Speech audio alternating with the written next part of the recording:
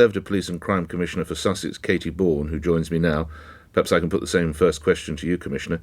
Is this a good use of manpower or personnel? Good morning. Good morning. Absolutely. The priority must always be to protect the public, always. And what's really, nobody seems to be talking about any of the victims they weren't listened to on this. But I've maintained you cannot fight crime with crooked cops. So absolutely, if you're going to regain the public's trust, you can't do it with predatory police officers who are abusing victims under the noses of their colleagues and joking about it in the canteens. If you allow that the strength, and I appreciate you're in Sussex, but the strength of the Met is around 32,000 police officers and additional background staff as well. It's going to take a squad, I would suggest, of around 800 to 1,000 officers to work through that. There's no point putting rookies on it. You need some of your best blokes and women working on this because of the complexity of it. I appreciate I'm talking about London now, Commissioner. So you're taking 1,000 of your best trained officers out of the front line to look at this. How wise is that? Well, if British policing wants to regain and retain its global reputation for professionalism, competence, fairness, integrity, all the words you hear bandied around, then we all have to do what it takes. We can't afford not to.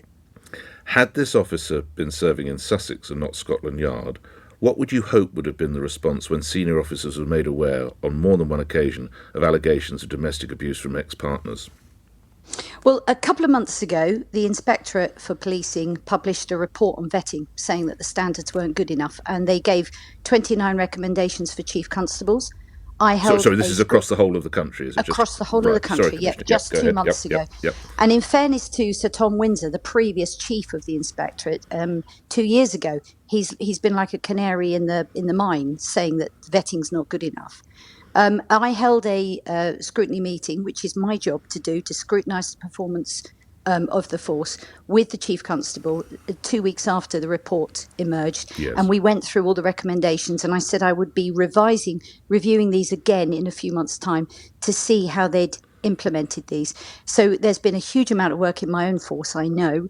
We've put investment into this area. We have a joint vetting unit with Surrey Police as well, but we have a very good anonymous reporting platform, and there's been a huge amount of training with current officers around that. So if you see any of this behaviour, because it's as much to do with those new ones coming in who aren't being vetted properly, but also those who are currently in the force who are turning a blind eye, and they've been encouraged to report anonymously. Were I to seek to join Sussex Police, just briefly if you can, Commissioner, what vetting takes place? Do you get school reports? Do you get, I don't know, my parents aren't around anymore, but who do you speak with?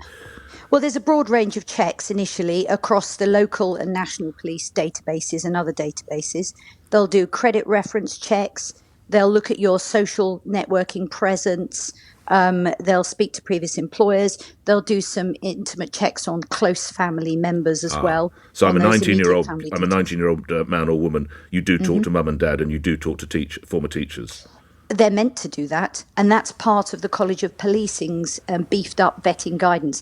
But I know they're going to tighten this up again, and there will be many forces that haven't been doing this. And as we can see in the Met, that's not been done. I don't think this is the fault of Sir Mark Rowley. He's absolutely been brought in He's to only been in root about this out. 3, 4, 5 months. Exactly. Yeah. And then actually, we've had similar cases in Sussex, and it's not a nice thing to see. And I will leave it there, Commissioner. Thank you for your time. Only for time reasons, I have to say farewell. Katy Bourne, Conservative Police and Crime Commissioner for Sussex. Okay.